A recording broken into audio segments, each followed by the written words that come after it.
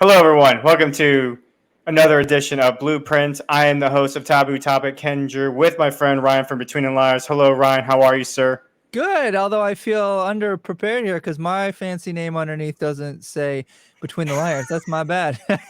That's your fault, man. Welcome It to the is. show. You're right.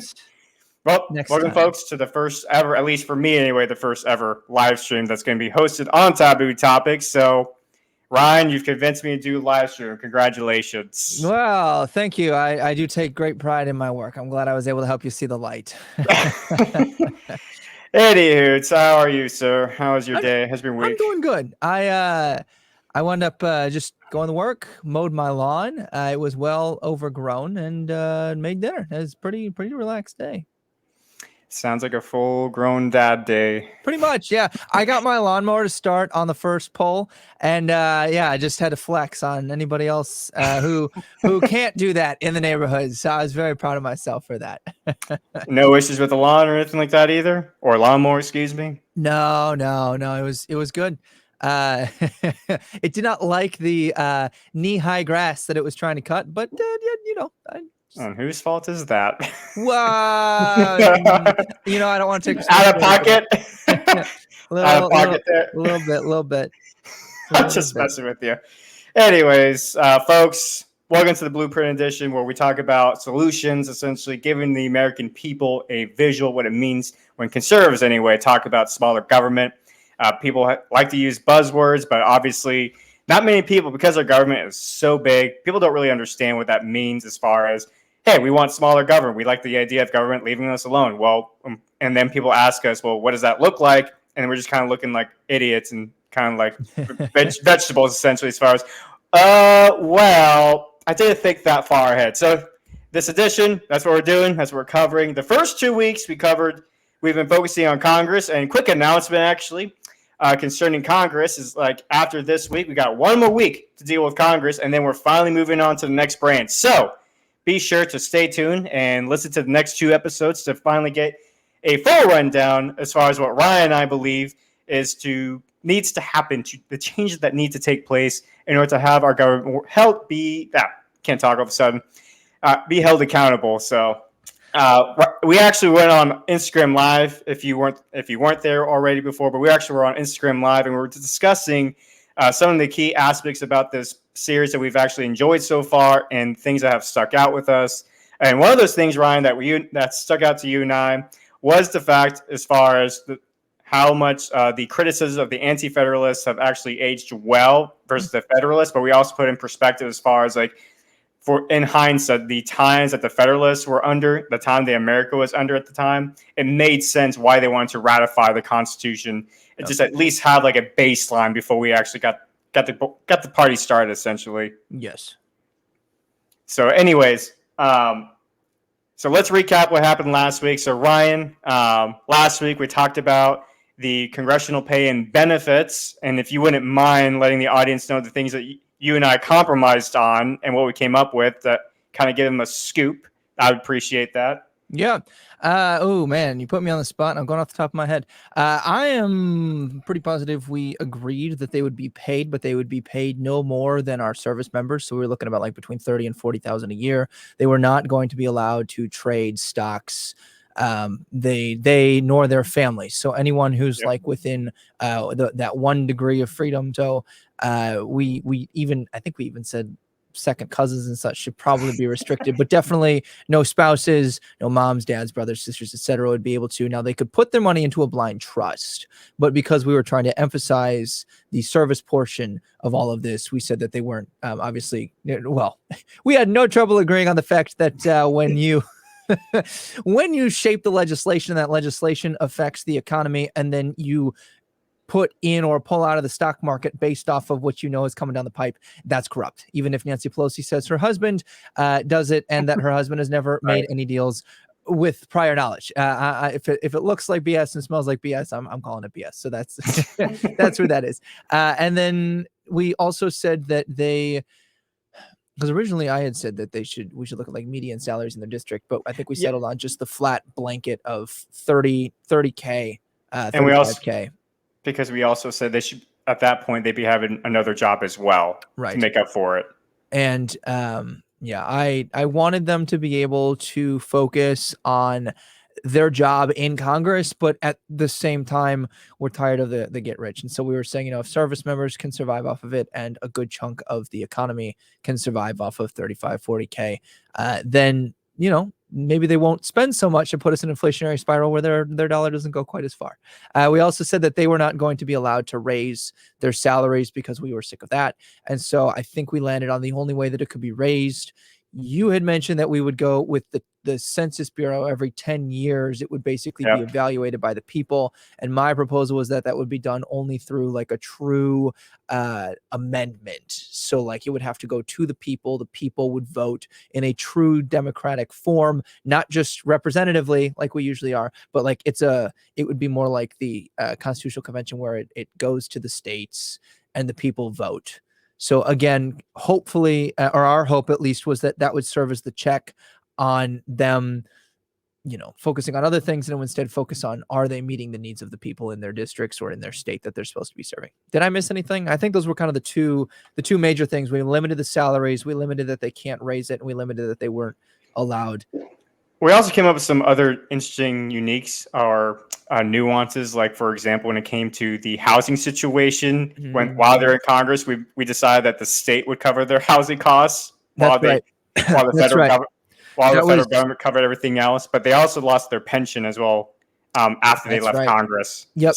And I had those written down somewhere, but my notebook is not in this room. And I realized that right when you put me on the spot. I was like, I am useless without my notes. If I don't I put all my events in my calendar, just fun fact for people, so that I get notifications pushed to me. And I have it set so that I'm alerted with enough time to go to that event and make it at least close to on time. And then for all my notes, I've got that's why our show is so scheduled.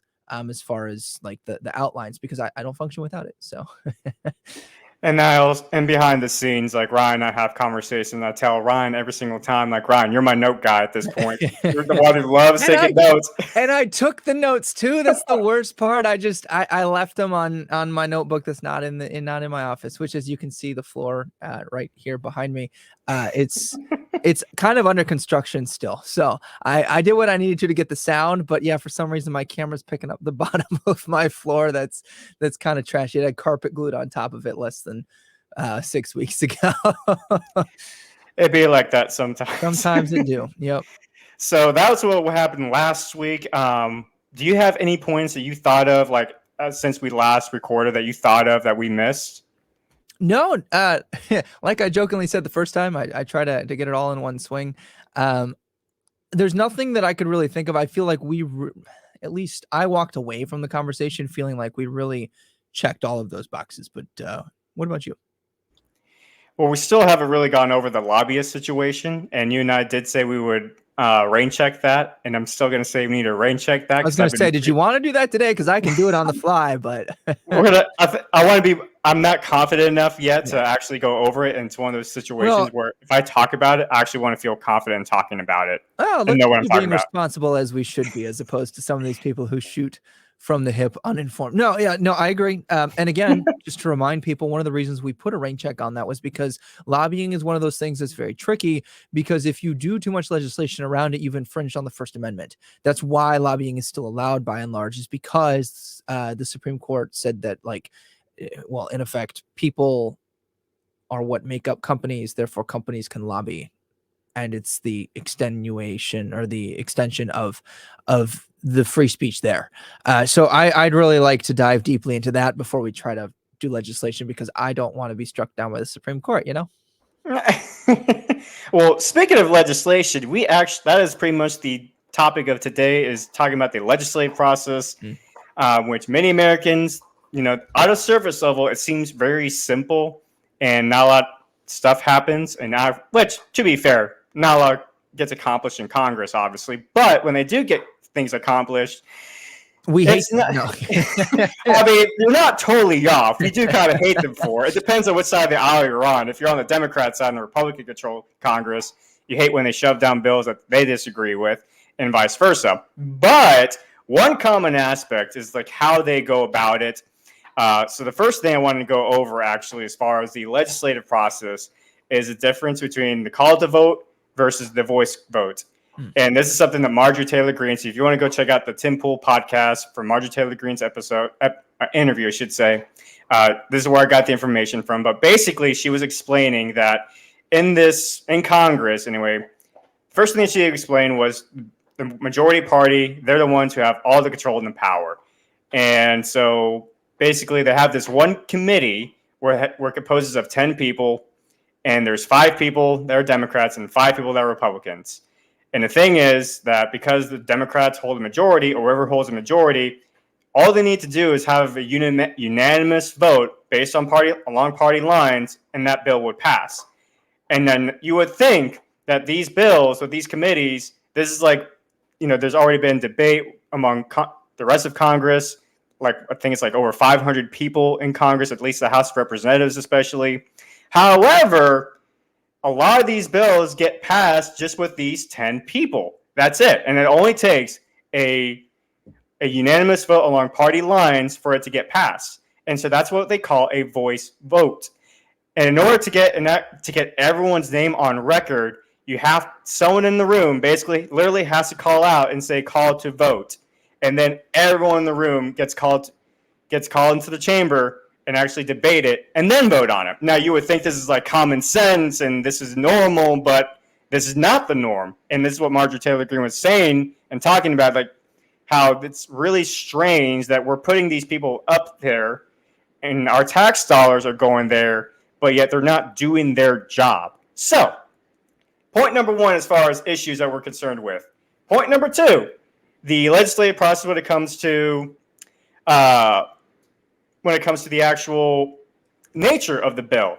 And Ryan, you kind of alluded to just a moment ago, where there's some aspects of the bill where they portray the bill as one thing. So let's use the Inflation Reduction Act, the one you've been going over lately, right? Now, there's many things about that bill that has absolutely nothing to do with inflation or the economy, but it's basically a wish list that they shove down. And here's the other thing about these bills as well, is that they actually don't even bother reading these bills like 99% of the time. And who would? What sane person? Go ahead. Not even that. They will put these bills up for a vote with like an hour once the committee solidifies them, they'll give everyone else an hour. That's not enough time to read. I mean, you see how long it takes me to go through in our Bill Me segments, the 757-page bill that they just passed. It took me 3 sessions skimming through them. They cram all kinds of crap in there that you don't have the time to read. So that's not even just like they don't read them. That's a good half of it. And I'd say the other half is they will strategically make it so that you don't have time to read it. One of the two. And then they'll be like, well, vote for it. Like Obamacare. They literally said, well, to figure out how this works and to figure out what's in the bill, you have to pass it. What? I was going to say, that's what Nancy Pelosi said when they were debating about Obamacare. Nancy Pelosi was saying, oh, we'll figure out what's in the bill, the rest of this bill, once we pass it. And it's one of those things as an American, you just kind of think, well, shouldn't we at least figure out what's in the bill and like actually read it word for word before we pass it? And 99% of the time they don't read it. And what sane person, again, would actually read over hundreds of thousands of pages of a bill? That makes absolutely no sense. It's the one thing they're paid to.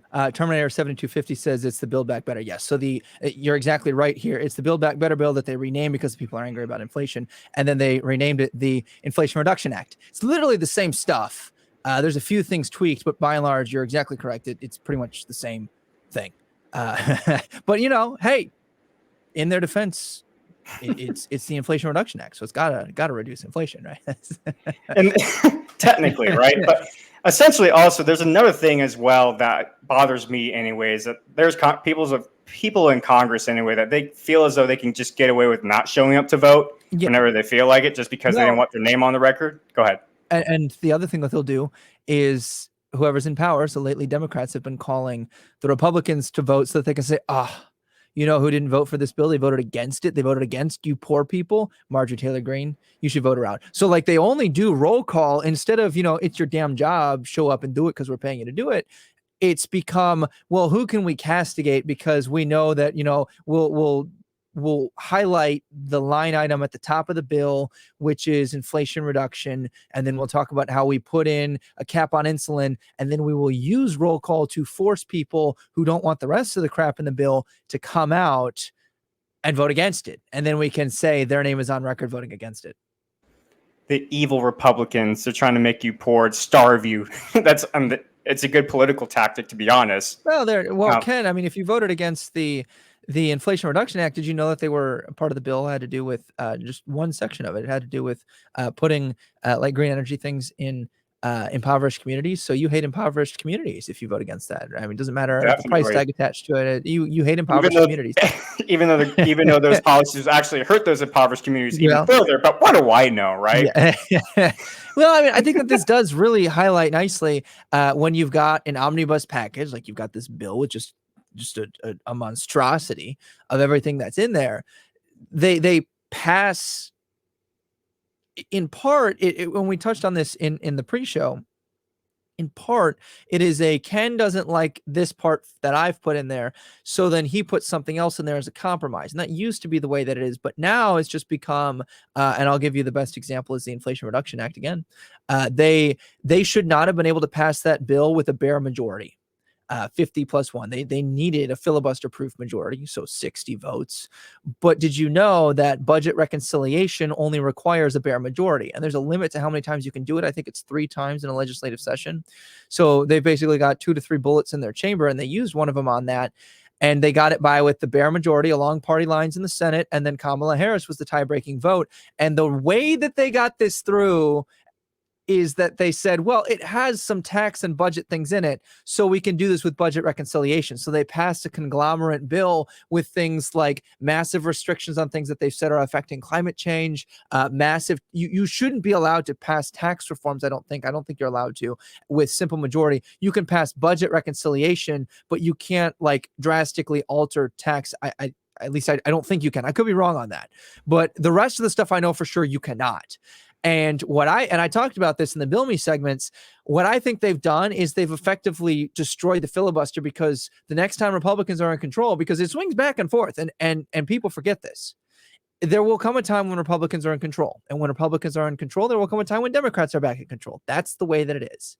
And what they've said as the precedent now is that as long as you throw in something to do with the budget, you can get whatever you want done with the bare majority, and you can use one of the bullets in your chamber of budget reconciliation to get it done. Mark my words, next time Republicans are in power and they pull something like this, Democrats will be like, how dare Republicans? They've destroyed the institutions, just like they did when they broke the filibuster vote for confirmation for Supreme Court justices. The reason Trump rammed through 4 justices is because Democrats set that precedent, and then they dislike it when it comes back around. So it used to be that this was, a way to get something done so we didn't have gridlock, and now they've changed it to, not enough people got in here for the will of the people to be represented, so I'm just going to cram this through on a bare majority vote. Well, whatchamacallit? I was gonna point out when Harry Reid was the Senate Majority Leader and he was cramming through their federal judges at the time. Yep. And I think it was actually Mitch McConnell who warned him at the time, which, don't get me wrong, I don't like Mitch McConnell by any means of the imagination. And hey, he's in my state. It is what it is. But the point is that Mitch McConnell literally warned that this, what you just talked about as far as like, well, you're setting a new precedent now. If you're going to do it, then we'll do it too. Yeah. And at that point, it's revenge politics. It's not, it's not necessarily that I agree with it, but at the same time, if you're going to play dirty, I don't blame them for playing dirty back at the same time. And this is where Blueprint comes in for me, because I don't think that there should be a nuclear gun that the government can hold towards each other at all. And I say that hyperbolically, but I mean, also, we've got that literally, but as far as like Senate nuclear options, like it's literally called the nuclear option. Let's abolish the filibuster and then let's cram through all of this other stuff on a bare majority vote. I don't think that you should have that destructive of a weapon as an option. Once Democrats break that norm, though, and historically, they're the ones who break it, and then they tend to get mad when Republicans use it. I don't think Republicans should use it, but like you mentioned, I also think that, if those are the rules that are set, playing by the rules, you can't get mad at them for that. So I wish that the precedent hadn't been set and then it hadn't been used, but here we are. And I am most afraid that this will now be the landslide way that we go. Like, you've basically kicked us over the hill with the avalanche. There is no stopping this now, because Republicans will say, well, you pushed through things we thought were garbage. Stop us now. Good luck. And that's just going to be the way that it is forever and always, I think. Well, that's assuming, of course, Republicans take control back of the House or Congress even. And I'm not even talking about necessarily this voting season. Like, I mean, I think the polls are saying that, they've got a good chance to at least pick stuff up, depending on what polls you go with. But eventually it swings back the other way. The other shoe drops at some point, even if it's not this particular round of voting. True. And so that kind of gets into proposals then, right? Like, we just bitched about the problems that we disagree with. But here are some ideas, folks, as far as what we think. Well, this is actually, I'll go first. And since this is what, this is all based on my Substack newsletter. So if you actually want to go check this out and actually see the transcript by itself, just type in kenjin296.substack.com and just look up Congress, smaller government, and you can literally scroll all the way down to the bottom. And you can see like my point by point practical ideas as far as what we need to do in order to fix the problems. And if you're like me and you're lazy and you're not going to type that in, I linked it below for my followers. So you can just go to the section that says more of Ken, and that'll take you to his link tree, which his Substack is right there. So if you want to do that instead, there you go. You got no excuse not to go look at it now. It is really helpful. It's a nice little outline.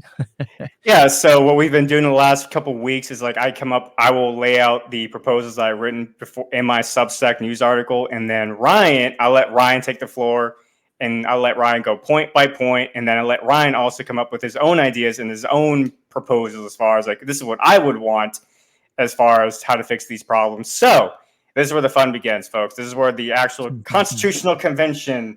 And if I had a wig, I'll put on a wig right now to showcase my age. So. I've got a picture of when I dressed up as George Washington for President's Day in kindergarten. I wore my grandmother's wig, and it's great. I wore my younger brother's. I mean, I was 5 at the time, so my 2.5-year-old brother. I wore his pants because they were too short, so I had like the knickers. And then my dad's like long socks. I'll post that somewhere. It's pretty humorous. I found that the other day. All right. So, and yes, Terminator 725, I agree with you in your last point as far as Republicans being nice makes us lose.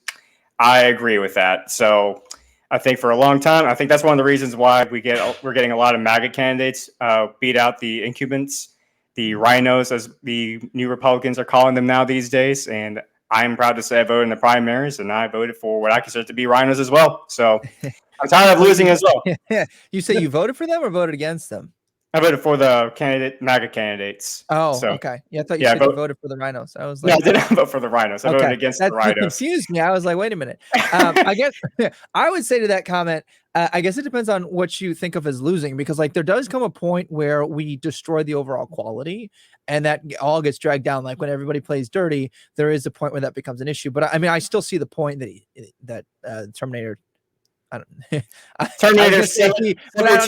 Get his name right. Right. Get his name right. There we go. How do you know it's a him? It's a Terminator. It's a machine. That's true. It could be. Well, that's true. It's not binary. The Destroyer has the point, though. I think the Destroyer of Mankind, aka Congress. We gotta be inclusive. It's non-binary. Anyways, go ahead. This is what you get on a live show. I love it. I was going to say that, but at the same time, though, if you let the other side take advantage, then they'll continue to do so. And then that's the status quo. So you really have to pick, like, what do you think is losing, and then vote accordingly, right, against that. So you were saying, Ken, I think you were talking about your Substack and the layouts, and we were talking about what we would do to change. And then we got off on a tangent, little sidetrack. It's okay. But anyways, so thank you, Terminator, for the entertainment you just provided. Anyways, thank you for joining our show, by the way. Thank you for joining our show, by the way. Appreciate it. So anyway, so these are the actual proposals I actually have written down. So the first point I have here is no delegates shall be excused from being present for the debate of the bills unless severe illness, natural disaster, or deathly matter warrants an excuse. Voice votes shall be terminated, with every proposal being a mandatory call to vote. So in other words, you either be dying or you're dead if you're going to miss the call to vote. That's my perspective on that. Second point, during these debates, at least one congressional member in the chamber must read out loud every single word of the bill before it can be voted on, with every member present, with the exceptions mentioned. These debates and readings must also be publicly available before the call to vote.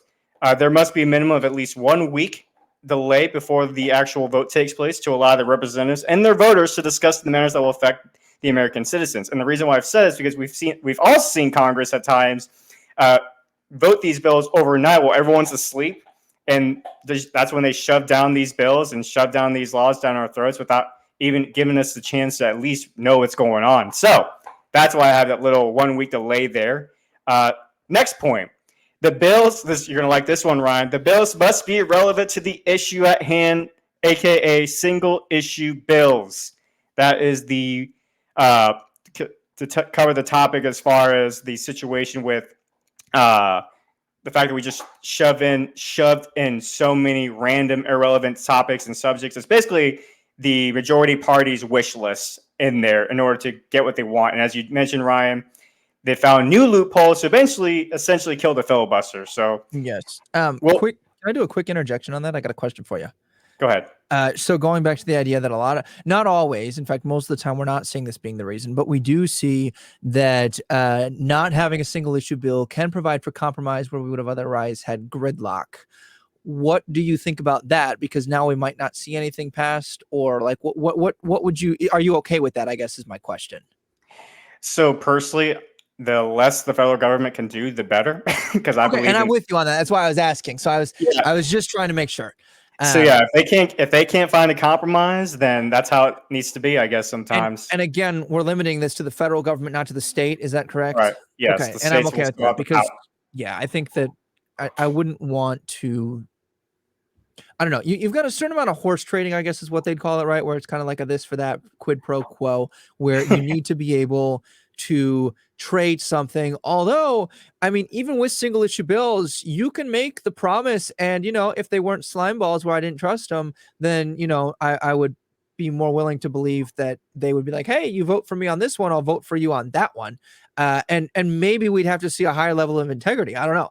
But yeah, I think that's I'm with you on these. I just want to be sure that you were okay with that being a potential reality. I mean, let's go. I mean, immigration, like that's a single issue, but there's there's a lot of room for compromise in that as well. I mean, you've heard compromise as far as Republicans wanting at least border security, while the Democrats want at least some sort of like legalization of the illegal aliens who came here as kids, at least.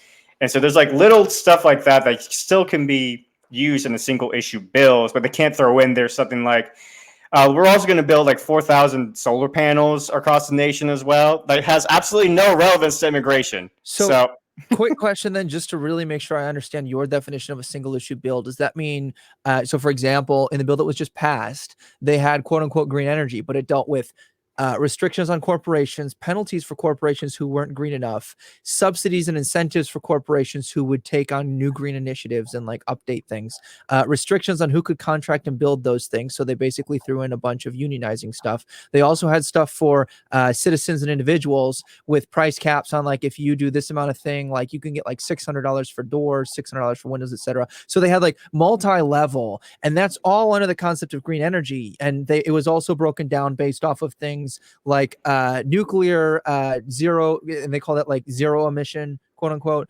And then they had sections on like hydroelectric. They had things on solar and wind, and like all of that was included under the main subheader for this bill, which was just like green energy, green subsidies. Is that going to be allowed in our world? Like, could I? Because otherwise you're going to be doing a lot of voting, and there will come up, because like if they have to call a vote for each one of those things and some things don't function without others, I'm not saying that's a bad thing. I'm saying it might be a reality. Are we okay with that? Because it might be, and I'm just to give you an example of how this might play out. If they say, okay, well, we're going to pass the green initiative portion where we give the subsidies, but then the bill doesn't pass that raises the taxes to get those. I would support that. But then realistically, you've neutered their ability to give those incentives. You see what I'm saying here? So a lot of times this bill is interwoven on purpose And that's a large part of the reason personally why I disagree with it. But I just want to see if you're okay with limiting it that much that it's like, okay, this bill has to only deal with we could even say like the housing in general. So like windows, doors, etc. for individuals. This bill has to do with subsidies. We're reducing these subsidies here, like, because there was like 700 line items that they dealt with. Sorry, I keep going. Let me let you answer. Go ahead. Well, that's an interesting caveat I did not think about, but that's what you're here for. I only thought about it because of the huge ass bill that I just read through. So that's an interesting caveat.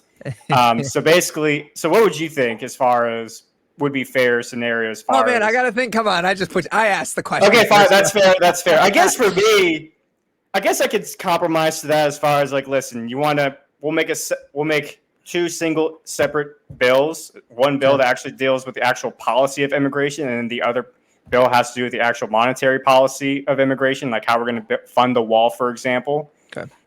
So I can compromise to that idea. Now, I can live with that. At the state level, they don't necessarily require that. California would be a great example of that because they passed something about healthcare for all, but they didn't pass the funding that they needed to subsidize it. So the bill was basically a virtue signal, and we get a lot of those anyway. So it's not unprecedented. It would just now not be required. Like, I think it was like I don't know if it was incompetence or oversight. It's probably both, given that it was, a governmental issue.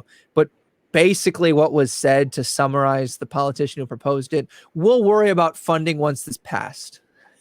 Well, I just thought of this idea then. Let's take immigration back for a second, right? Like, I think it's ridiculous that the federal government has that much power over the state that actually lives next to these border states that actually live next to Mexico, for example, and they can't really do anything about it, supposedly.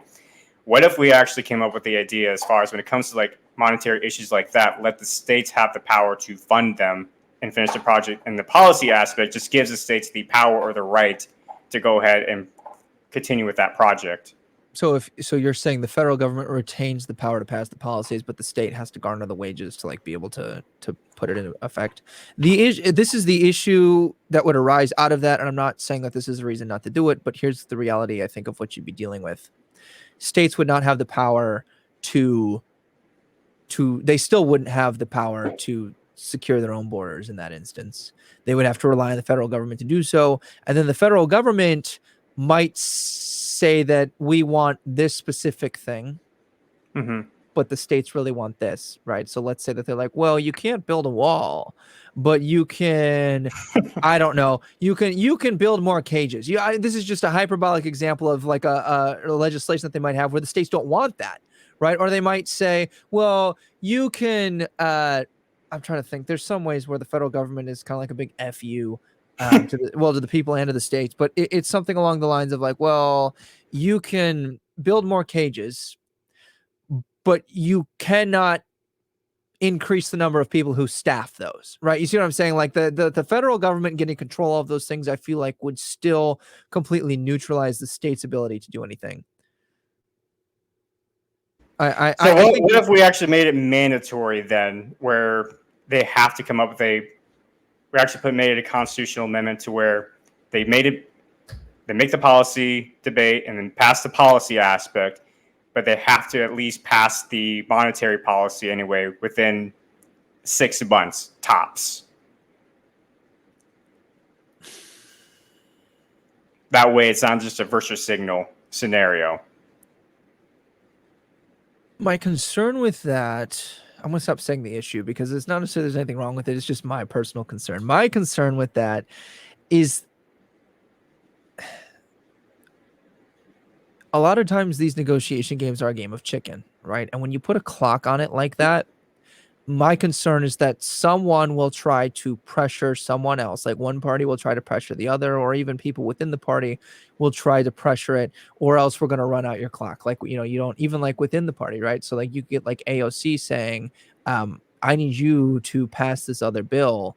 It's a separate issue bill and it's not being passed at once, but kind of like they did with the Build Back Better and the infrastructure stuff, or like the and then the bill that they held it up with was for the budget approval for the federal government. It almost went into shutdown.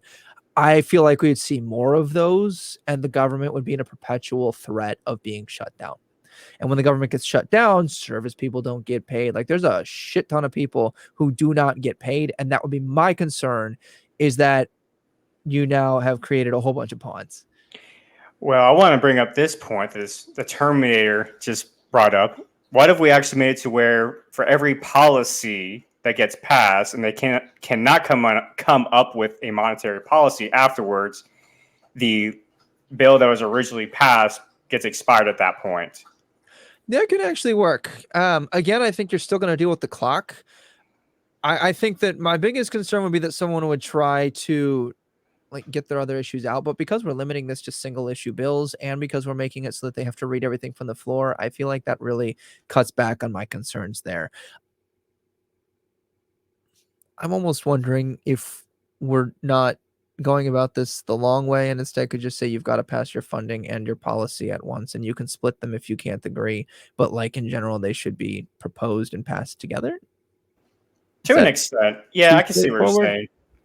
Because like I guess my question then would be like, why would we even, not that like they have to pass these at the same time, but I'm trying to think why they wouldn't, if I don't know. So I guess maybe then we would need to broaden our definition of single issue, means that it includes one issue and the funding specifics then. So like that might also include any tweaks for taxes, let's say. So like if they just could go back to the Inflation Reduction Act, I'm just going to start calling it the Inflation Act. To go back to the Inflation Act, thank you. You can pass the tax code changes on these corporations relevant to your bill. So like you can't just pass all of these tax code changes, but the ones that are like, we want to garner this money through fines for people who don't comply, you could include the way by which you are going to be raising and generating your money in that bill. What do you think of that? Yeah, I mean, when it comes to, I mean, that kind of goes with what I was saying earlier as far as the more broader definition of single issue bills. As long as it actually is relevant to the issue itself, I think that I'm okay with that. I could live with that personally. What you call it? Yeah, I don't know. It's part of me is okay. A part of me likes the idea at the same time, as far as, you know, just separating the two bills per se, as far as like one for policy, one for funding. But at the same time, you don't want to run into a situation like California, where they passed universal health care for all, but they also weren't able to pass the funding aspect. So at that point, it's just virtue signaling, like you mentioned earlier. So I can see myself compromising to that, but let's move on real quick and go to my last 2 points I wanted to bring up real quick. My last 2 proposals. These requirements shall be applied for both chambers of Congress. Failure to meet these expectations shall warrant the impeachment process, and anything not covered in this amendment shall be subject to Article 10 of the Constitution. So that is my proposals that you can find on Substack. Go ahead. When you say subject to Article 10, you just mean delegation back to the states, or delegation back to the states? Okay. Delegation back to the states. Yeah. Okay. So yeah, that is my proposals. Now, Ryan, take us point by point, what you liked, didn't like, and what would Ryan, if he were king of the castle right now, and he said, "This is the changes I'm proposing today," what would Ryan say? I agree with all of those for the most part. For me, it was really just nitpicking the specifics to make sure that we keep the government in check like we're intending to. It's not even the questions that I raised. It's not so much that I want to push back on your ideas as much as make sure that they're bulletproof, waterproof, whatever you want to call them. What about in addition to that? I think the one thing that I would like to add is Congress has to submit a summary to the media in layman's terms of every item of the bill. So instead of just the convenient ones like, oh, we're trying to pass, the green energy portion, you have to include the funding for IRS agents. You have, all of that in a brief summary. I know it can be done because I do it on my Bill Me segments every single time. And I think that I don't care. You can have your aides or pages or whatever they're called. The people who are the runners for them, you can have them type it up if you want. I don't care. But the medias, all of them, like main legacy medias, and it just needs to be publicly available on their websites. But that needs to be out so that the people have access to that without having to go through. Granted, we've shortened the stuff, but just for like the casual person who's like, I don't get this jargon. You can't say, well, this is going to apply to, section 227, subsection D, subsection E is going to be amended to read, and then they have to go dig for it. Like, I think it needs to be a full summary. This is exactly what we're doing. That would be one thing that I would add if I were king. What about the filibuster situation? How would we enforce the filibuster problem that we're dealing with? Do you want to make the filibuster permanent for all situations, or do you want to allow that caveat for budget reconciliation? Because I'm tempted to say there's got to be a supermajority. There's got to have those 60 votes, even for the budget situations. Because at that point, you're forced to compromise. I think the main reason that that's gone to a simple majority is so that we didn't go into as many shutdowns. But at the same time, I see the value of that, but I also see your concern. So I'm trying to think here. I think I would be okay with the bare majority for budget reconciliation because it's limited to, I believe it's 3, it might be 2, but it's a small, like they can't pass unlimited legislation. But if we limit it to single item bills and budget reconciliation, let's add to this then, you cannot have anything that's not expressly budget related, not some tangent, not like they just did, has to be just budgets to avoid shutdown. That's fine. I would be okay with that so long as we keep the single item bill, has to be read from the floor. You can only do it the 3 times in a year or whatever their time frame is. And you can't throw in all that bloat and try to cram through your pet projects.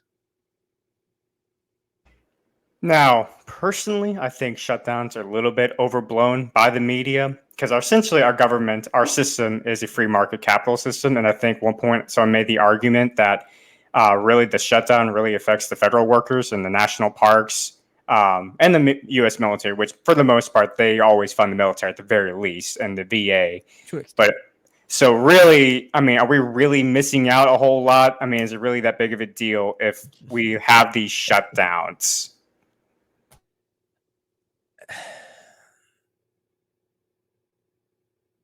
I think it depends on the situation. I think that some people can afford the shutdowns more than others. I've known people where like their family was dependent on it and they weren't able to make, because like landlords, etc., like they don't really care about that at times, most of the time. So I think that there are people who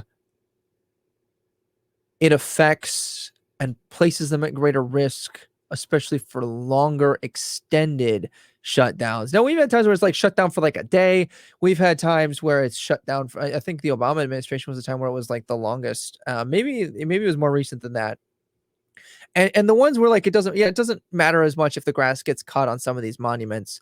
But the other thing here is these people have to keep going to work, right? And they do get back pay, but they're not getting checks. And Terminator does make a good point. The military has to remain on duty, and they're like anyone who's I think there's like tiers to this, right? So like obviously like FBI, CIA, like these people all have to continue despite a shutdown.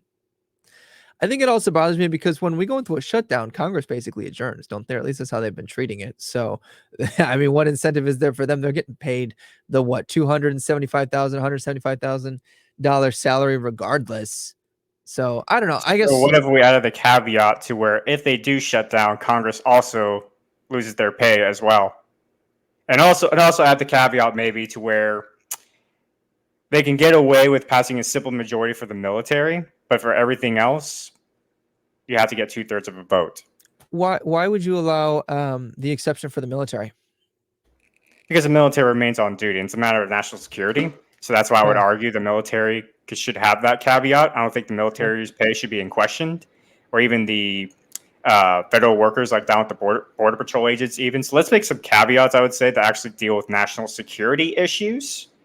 So allow that for simple majority, but for everything else, I mean, because everything else after national security, it's pretty much just more like a, I guess an inconvenience that the government is not funding those areas. So we can get away with just a matter of not paying for these other programs. But that's just me.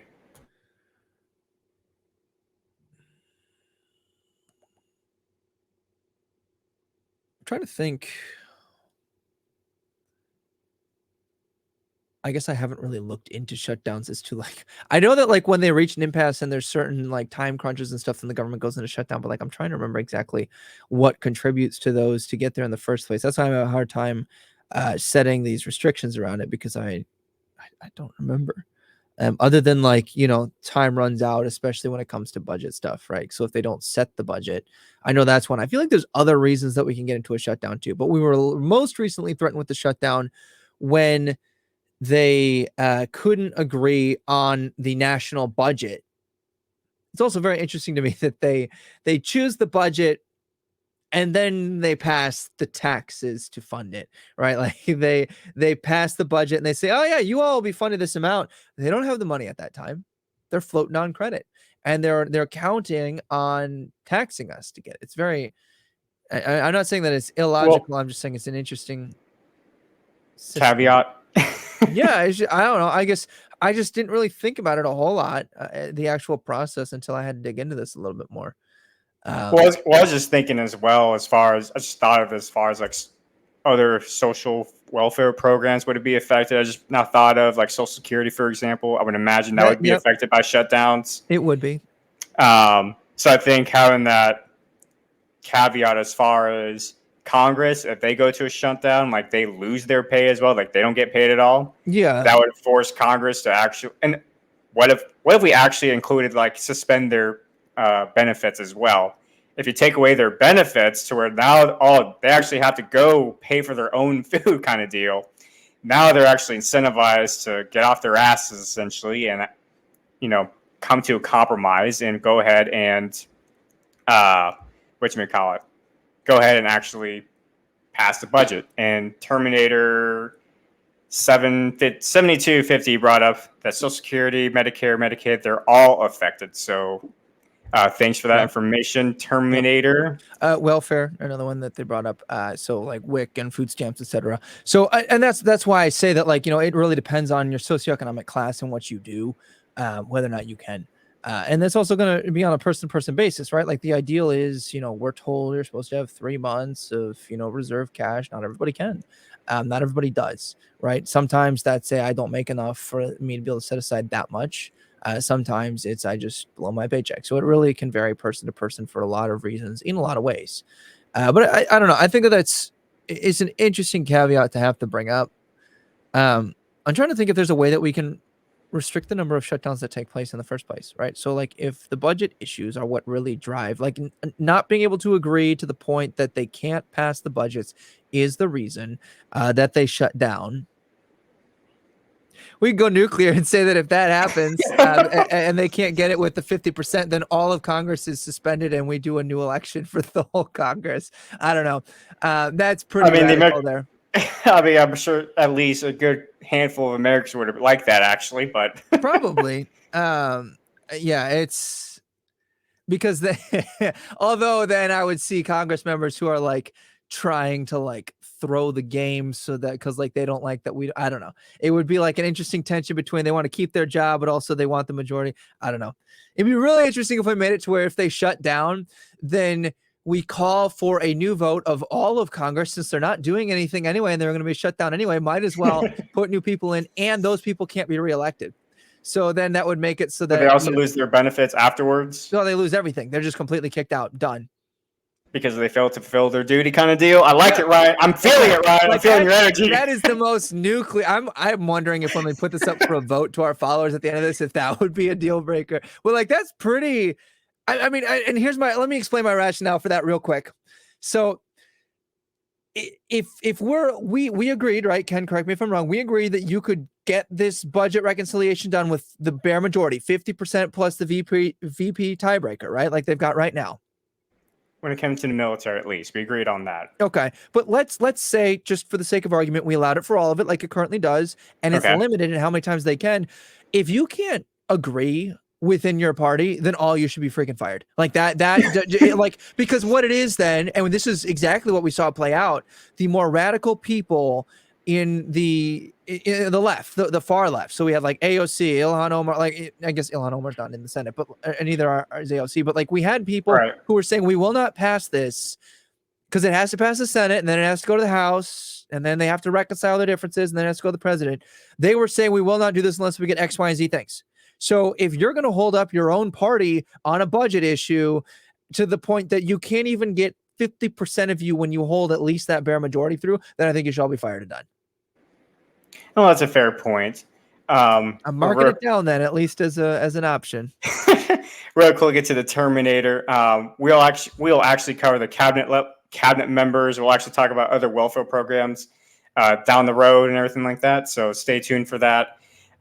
For this week, anyway, we're just focusing on just the process, legislative process. We're just thinking about the caveats for now, but we will talk about the cabinet and possibly shrinking the size of the executive branch and other government programs. So we'll get to that eventually, but we're just focusing on one single issue bill, issue. I know. And that was my suggestion. You're welcome. Cause I was like, man, so many times we get out of here, we don't get to cover it as in depth, or we go on for 4.5 hours. And then, Right. Anchor was kicking us off.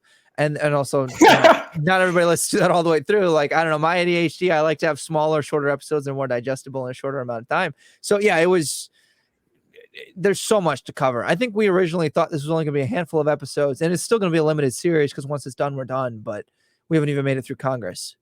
I even showed Ryan like all the topics I want to cover, and it's a long list we can cover as far as like what we can do to shrink the government in certain aspects that maybe not be necessarily constitutional right now, but maybe should be constitutional for that protection that the founding fathers didn't think of. One of those things. Go ahead. Oh, go ahead.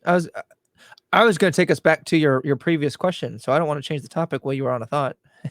Well, I lost my thought, so go ahead. I'm sorry. I didn't mean to cut you off. That's all good. Go ahead. Well, so Austin is going to be very happy that you proposed read the whole bill out loud, because he's been calling for that since the beginning. I jumped on board that train. 100% agree with that. I like the space that you provided 1 week. I think that's plenty of time. Even if you've got a revolving door of topics, you should always be reading anyway. I mean, I read more than they do as an academic scholar. If you're paid to do this, you should be doing it. So agree there. You said no exceptions for roll call. My question is, what if you have family emergencies? What if you have because even though it is a full-time job, even the crappy jobs do provide certain amounts of leave. Will you provide any exceptions there? Would you be open to exceptions at all? I understand the harshness you're coming from, and I agree with it. I'm just wondering if we can provide any exceptions. I mean, that's kind of like the point as far as the first point, like deathly matters. Like, let's say it is that family member who just passed away kind of deal, or severe illness.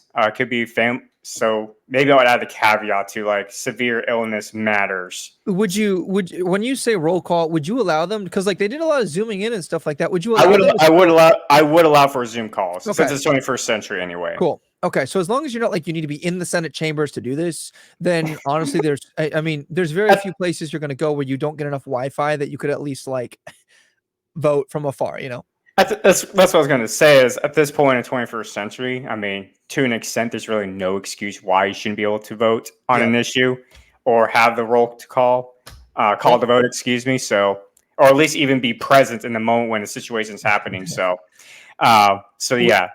We could even do it like I do for my classroom. You set a certain amount of excused absences, and then from there on out, you can't pass. So they get a certain number of excused absences, and then they're fired. And I'm just coming down harsh on them. So I don't know. You can miss two unexcused absences where you didn't vote, and then they're fired. I don't know, something like that. What do you think? Oh, that kind of gets into the impeachment process I just brought up. And I actually wanted to bring that up as far as what do you know about the impeachment process to remove Congress members anyway? I'm less familiar with that than with the president. So I know, is it similar to the president? Because I know for the president, the House is what impeaches the president, and then the Senate removes from office or not. Is there a similar check and balance there or no? I am not entirely sure. The only thing I know, I just think of Marjorie Taylor Greene, at one point, they're talking about removing her from office, from Congress, impeach her, just because of her past statements that she's made and everything like that. And it seemed like they could just get away with just a simple majority, which, I mean, they can get away with that being the majority of Democrats. So, with that said, what if Congress doesn't want to hold themselves accountable? What then? Why would they impeach themselves kind of deal? So I actually wrote this down as a potential check of balance to at least enforce the impeachment process? What if we left the impeachment to the states, right? So let's say these certain members of let's say the members of Florida, they voted to pass or they failed to fulfill their duties as Congress, right? And the people in Florida, they're pissed off and they want to recall them essentially. Like, why should that be an option for the people to vote on? Or not even necessarily the people, but maybe it should be like state legislators, like the Senate, how we used to vote senators into the Senate. Like, what if it was the impeachment process as far as letting the state legislators impeach their own congressional members back because they fail to fulfill their duties? I don't know. I'm trying to multitask here and figure out the exact system, see what there is and how he would change it. I don't know that I'm sold on the people being able to impeach, because I think that you get a lot of disgruntled people. And here's the deal. Like, we just saw the recall of Gavin Newsom, right? Like, you had enough signatures that he was actually recalled. I know you can recall governors, and I'm wondering if you can almost recall your senators in a similar fashion, at least like your state representatives. It might be that instead of an impeachment. But I feel like we want to be very careful as to what the standards are, because otherwise you'll get them spending more time running for that election so that they don't get recalled, right? Because if you get the recall, then it triggers a new election. And I'm worried that if the bar is too low, despite the fact that I do believe that people should have, a certain amount of power there, I'm worried about that distraction.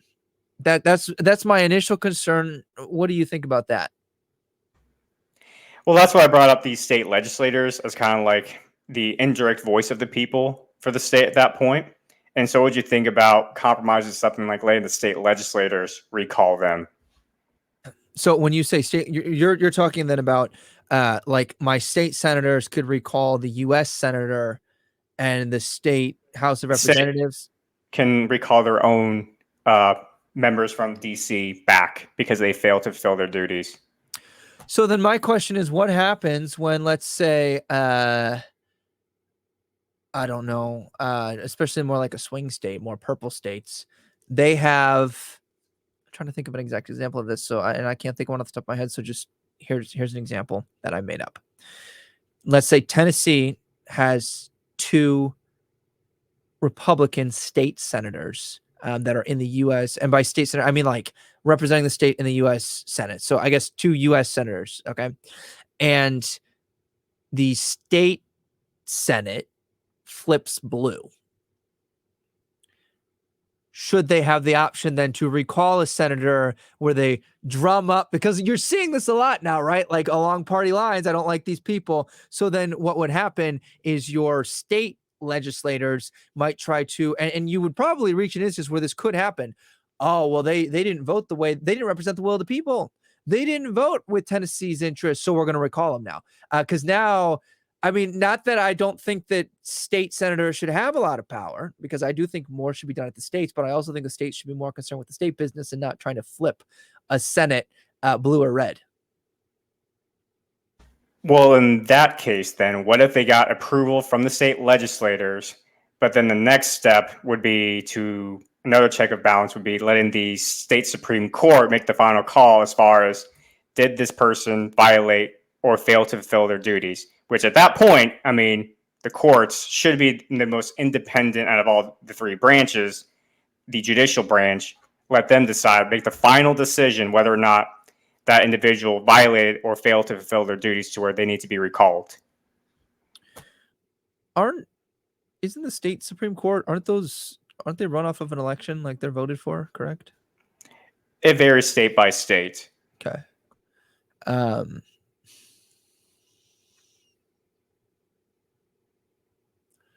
I guess I'm just most worried about how this can be politically manipulated. And there's always going to be a way that it can be. I know we're just trying to minimize this. I'm trying to think if there's a way that we can impose limits without expanding any of these governmental powers. Because it does worry me a little bit trying to get this power to either your state like legislators or even your state Supreme Court. I know they're supposed to be more impartial, but that doesn't mean that they always are. And I'm worried that they would be more activated. You know what I mean? Like, I feel like the more that an entity has power to do something, the more they're either expected or pressured to do that thing, or they concern themselves maybe more than they should. Like, that's just kind of an avenue. Once you open that door, you can't close it. That's my concern. So what if we just leave that portion then as far as the recall aspect? State legislators focus on the Senate, and then kind of going back to how we used to vote for the House of Representatives and Senate, with the state legislators voting for the Senate. And then like just let the vote midterm elections be the referendum of these people, of the House at least, as far as whether or not they want to keep them or not, or they feel as though they fail to fulfill their duties. So you're making a direct tie then between state Senate holds the U.S. Senate accountable for their senators, and the state House holds this U.S. House from their state. Is that what you're saying? The people would take part in the midterm elections, and they would vote as far. I mean, just like right now, we vote on our congressional members to represent us in the Capitol Hill, right? Yeah. So why don't we just make that? Just keep it simple. Keep it simple, stupid, right? Yeah. And Terminator 7250 says state legislators could initiate the process, but a total recall would have to be voted on by the people of the states. Is that kind of what you were getting at there too? That they might initiate, or are you saying that they would be the ones to vote too? Because I could see it going one way or the other. Well, that's an interesting idea, actually, as far as like let the state legislators decide whether or not they fail to fill their duties, and then let the people vote. Decided by the people. Yeah, actually. That's actually a good check and balance right there. Yeah, thank you. You're part of the Convention of States right now. Thank you. That. No, I do like that, because then you don't have, because again that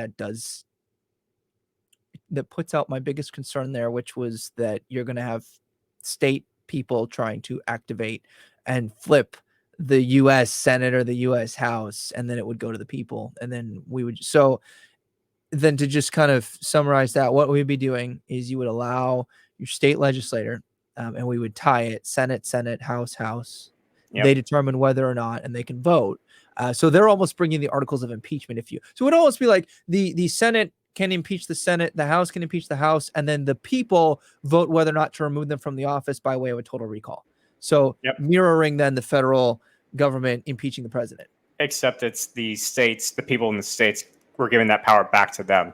I like that, because then you're truly giving it back to the people, and I do enjoy doing that. So, okay, let me just mark this down. You can carry on ahead. I'm going to mute myself so you don't hear my clickety-clack of a keyboard. All right, so we came to that compromise as far as how the impeachment process would work, and we came to... Did we come to an impasse with the filibuster, it seemed like? I forget. I don't think it was an impasse. I think it was... filibuster, you said for everything. So basically you were restricting budget reconciliation. I was thinking that we should allow budget reconciliation to be 50+1 within certain parameters, and we could keep filibuster for everything else. Honestly, I would even be willing to say that we would reinstitute the filibuster for Supreme Court justices. It's not a bad idea.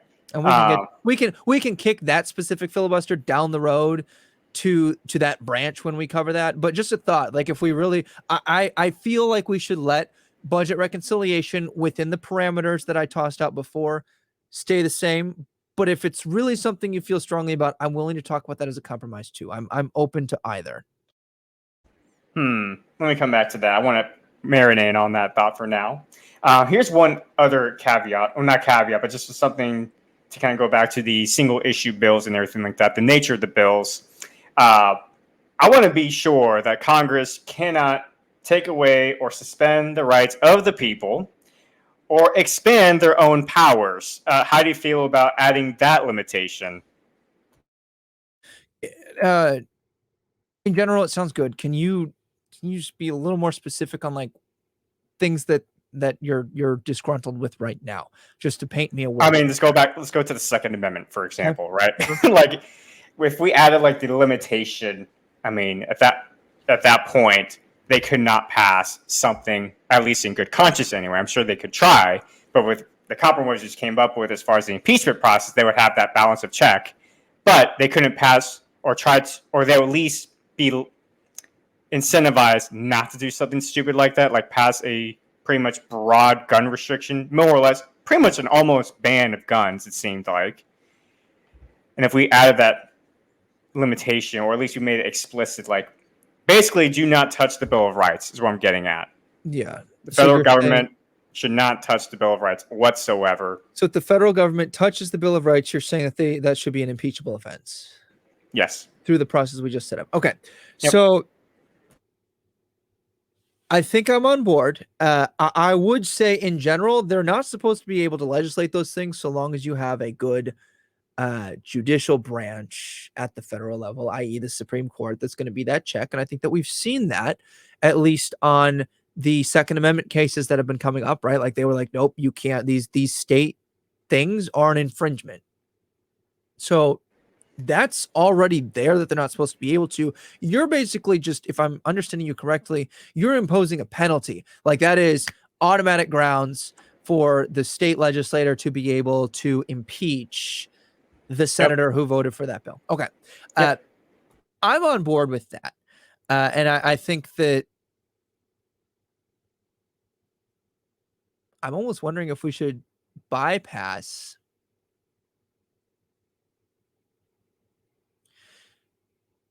the state legislator and just make it so that the people can automatically recall them, because then they don't rely on their state senators to pull the trigger on making them eligible to be recalled.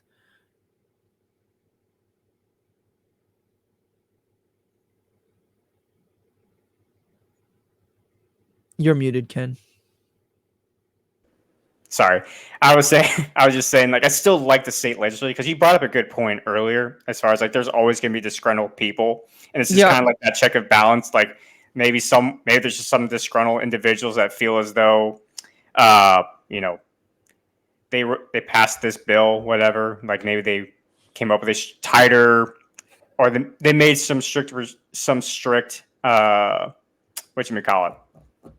Let's say they passed a law concerning improving background checks, and some may take that, that's an infringement of my rights, and then and so like there's that extremist that we have to have like that check of power for. So I still like the state legislators still being able. Go ahead. I agree with what you're saying. Let me throw another caveat then that would be specific to like the Bruin decision. If your state legislator gets hauled before the U.S. Supreme Court, they automatically go to a recall. So like the New York state legislators would automatically be up for recall who voted for the Bruin decision, right? That like triggered that because it went to the Supreme Court and was deemed an infringement. Now it doesn't matter whether or not the New York state legislators want to call them. The people in New York now have the opportunity to impeach them if they want, like to like remove them from office. Other than that, it's up to the state legislators, but with that decision, and you're muted. I'm not getting used to this live show. Just leave it off. Yeah, I'm getting used to this live show, my guy. Anyways, I actually like that caveat because if the Supreme Court does decide, like, hey, this is unconstitutional, and we already came up with like the fact that they have to be on record that they voted, like every single member of Congress, so the people of New York, for example, can look up every member who voted to pass this bill that would restrict their rights, essentially. And they could just have an automatic recall or vote automatic recall within, let's say, within a couple months of them decide, or we can make it the next election year. I don't know. How would you want to do that though? Like, would you say like make it to like a couple months after the Supreme Court ruling that people should have should be on the ballot box like after those 2 months, or should it be like the next election cycle they can vote to recall them?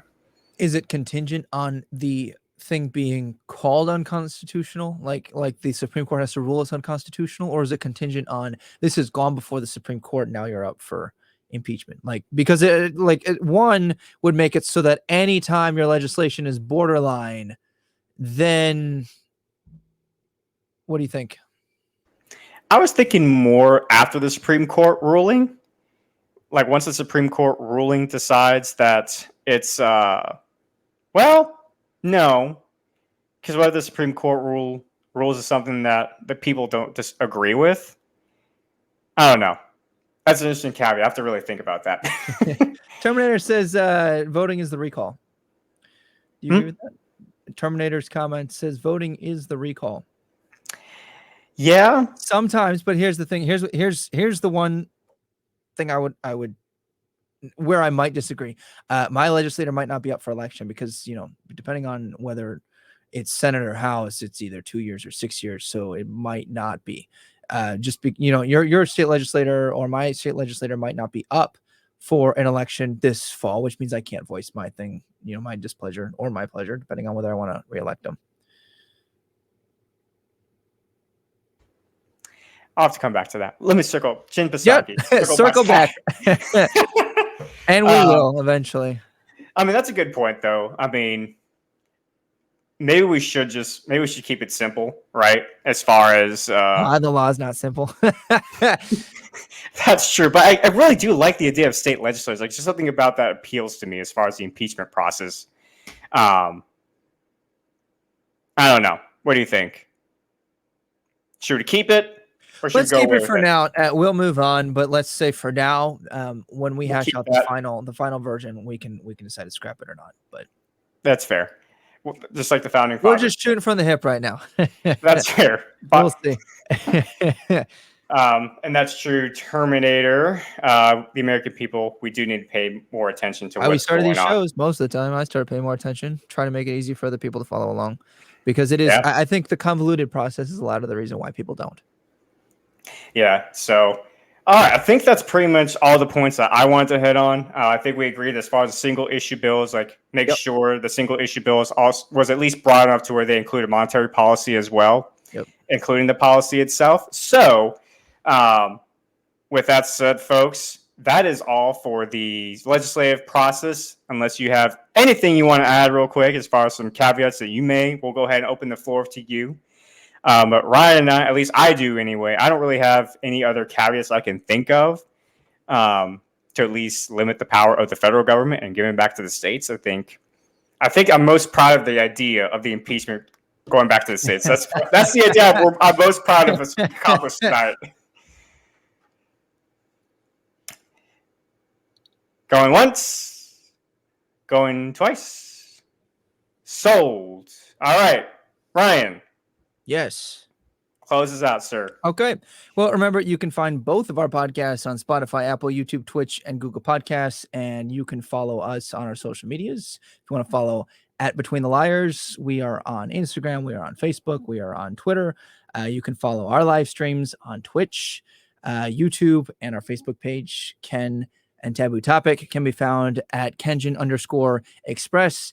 He has the Substack newsletter as well, so that's a nice little bonus. And I will ask that if you follow Between the Liars, go ahead and follow Ken. And if you follow Ken, follow Between the Liars, because we have different shows, different schedules. But we look forward to bringing you more. Remember, you can help us envision a smaller, better, more accountable government, and that starts with a blueprint. Goodbye for now. Don't forget to like and subscribe. Yes.